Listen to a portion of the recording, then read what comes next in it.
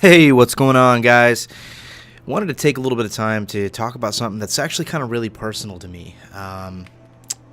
It has to do with video games, which are awesome, but it also has to do with something called bipolar disorder. I was officially diagnosed with bipolar when I was in my late-ish teens. I want to say 14, 15, 16. I can't remember the exact age, but it's always been something that has affected me, whether I knew it or not to that point.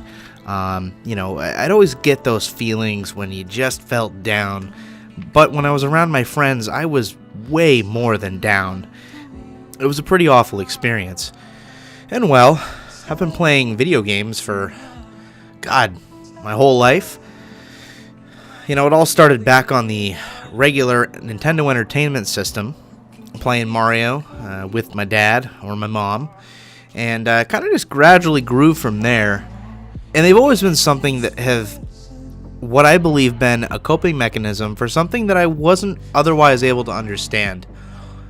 Especially later on in my life, into my late teens and early 20s, when things were especially difficult. And not just in the, oh geez, I'm maturing as an adult kind of way, but in the, why do I feel so sad, or why do I feel so happy at these random times? I think the thing that helps most is that when you start getting hit with something that makes you feel so low that you can't pick yourself back up again, and when the people around you, as supportive as they are, and oftentimes the people in my life are incredibly supportive, it just doesn't change how you feel.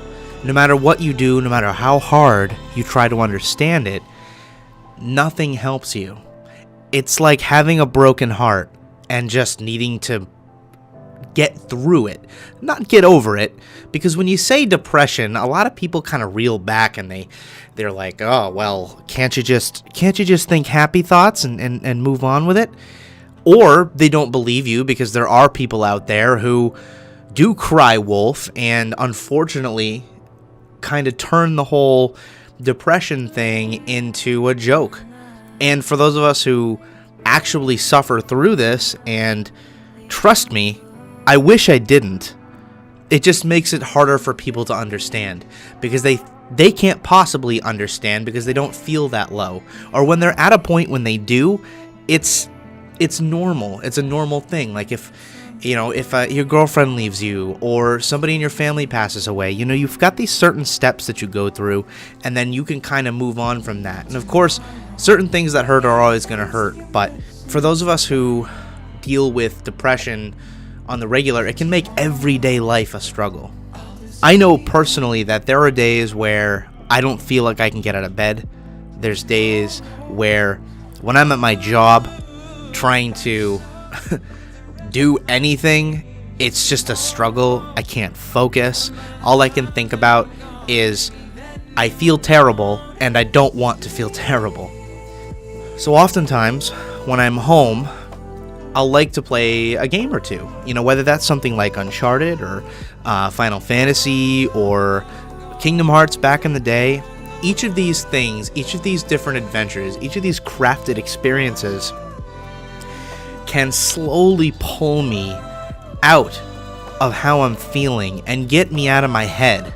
Because I feel like that's one of the biggest things that's tough too, is just being stuck in your head. It's the rumination on the whole thing. It's, I feel terrible, and now all I can think about is feeling terrible. But by being able to invest myself in a narrative type game like Until Dawn or Heavy Rain, or even if I wanted to hop into something that's fast-paced and filled with action like Call of Duty, these are all things that can help me cope with how I'm feeling at the time. It's not fun. It's pretty awful a lot of the time. But on the flip side of that, there are times where you feel incredibly happy, and like there's nothing that can hurt you. Everything is wonderful.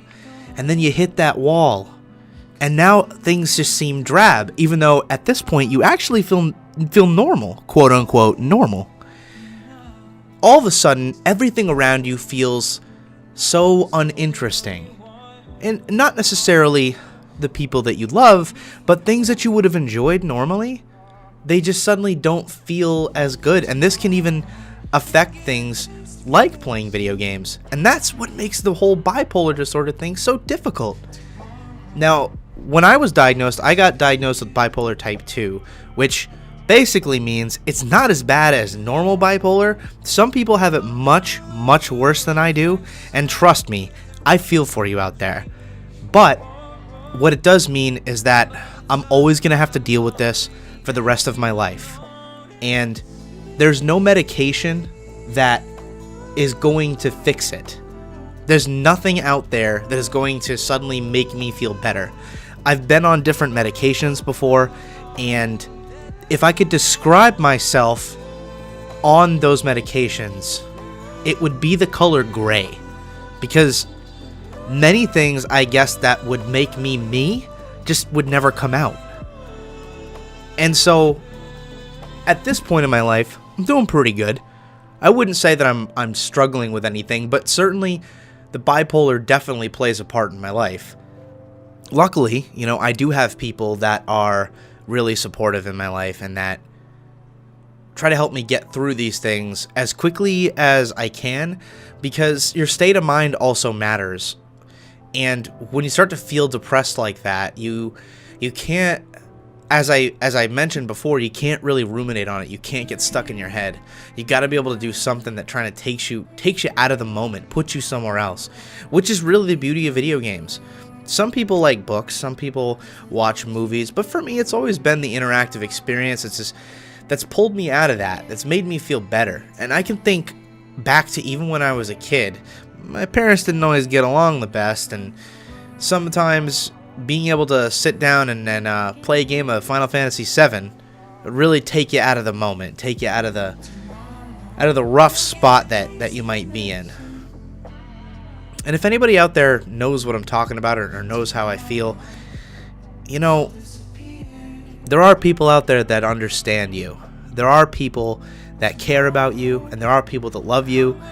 And I know that things can feel so awful. They can feel terrible, and you can feel like giving up, and you can feel like quitting your job, or you can feel like just throwing it all away. But you gotta find that thing that is gonna pull you out of the dark. You gotta find that thing, and it, trust me, it's not gonna be easy. It's not easy at all. It's not easy for me. Sure, I'm sitting here telling you about how games are helping me, and games definitely do. They make me feel better. They make me feel better about myself. Those little things when you're playing a puzzle and you figure something out. The times when you're running through an ancient temple, figuring out the Earth's secrets. When you're gliding through space in a spaceship, discovering different worlds. All of these things will help when suffering through a depressive episode. Now, I also want to express that while video games have been a wonderful tool that have helped me through a lot of really dark times in my life, I also want to say that it's not the magical fix for everyone. Not every game will help me through depressive spells. Sometimes they don't help me at all. Sometimes I would rather write, or I would rather troubleshoot a problem on a computer, or do something else. But for the most part, they've always been something that has been a central aspect of my life. And I hope that this episode of TechBear Talks can resonate with you if you know where I'm coming from, and it can help you feel maybe even a little bit better, or help you find the strength to find that thing to pull you out of how dark we can feel sometimes. So I appreciate you taking the time to watch this. Thank you very much. If you liked the video, give me a thumbs up. If you don't, give me a thumbs down. I'm gonna lose myself with the rest of my dreams.